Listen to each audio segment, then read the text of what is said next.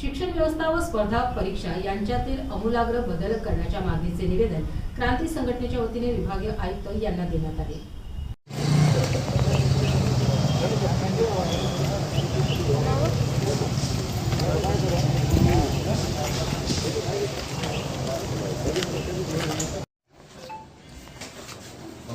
ठीक विद्यार्थी वाटतो पण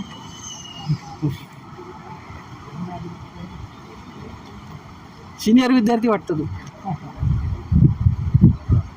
परवानगी दिली असं या ठिकाणी दिसून येते। 80,000 ते 2.5 ते 3 लाखापर्यंत या शाळांमध्ये पाल्यांची फीस आकारली जात आहे। त्यावर कोणत्याही शासनाचे निर्बंध नाही। शासन या ठिकाणी त्यांना खुली सूट देते। या ठिकाणी रोजगाराचा प्रश्न उपस्थित आहे।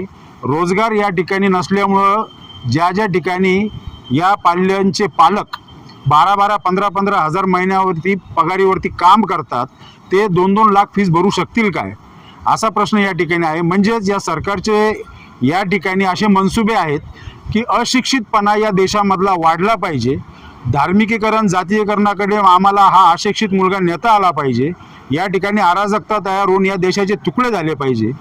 परंतु आम्ही या ठिकाणी जे आंबेडकरी चळवळीचे लोक आहोत, आम्ही हे कदापि हे सहन करणार नाही।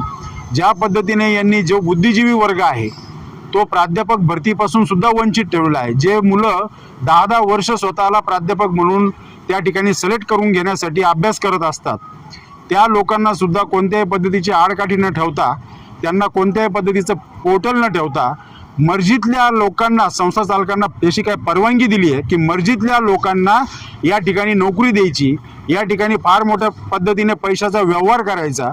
परंतु पैशाच्या व्यवहारामधून जो प्राध्यापक होतो तो त्या ठिकाणी शिकू शकतो का? त्यामुळे येणाऱ्या पिढीचं फार मोठं नुकसान या ठिकाणी होतंय। त्या ठिकाणी सुद्धा आम्ही अशी मागणी करतोय की या प्राध्यापक भरतीसाठी, माध्यमिक शाळांच्या भरतीसाठी सुद्धा पवित्र पोर्टल सारखं कोणतं तरी पोर्टल या ठिकाणी शासनाने चालू करावं आणि यावरती निर्बंध आणावा। यासाठी आपण सरकारला काय अल्टिमेट देणार आहोत? आम्ही संघटनेच्या वतीने या ठिकाणी अल्टिमेटम तर देतच आहोत, परंतु हे आंदोलन जे चालू होईल, जोपर्यंत सरकार हे विषय मागं घेत नाही, सरकार यामध्ये सुरळीतपणा आणत नाही, तोपर्यंत हे आंदोलन आमचे अविरत चालूच राहतील।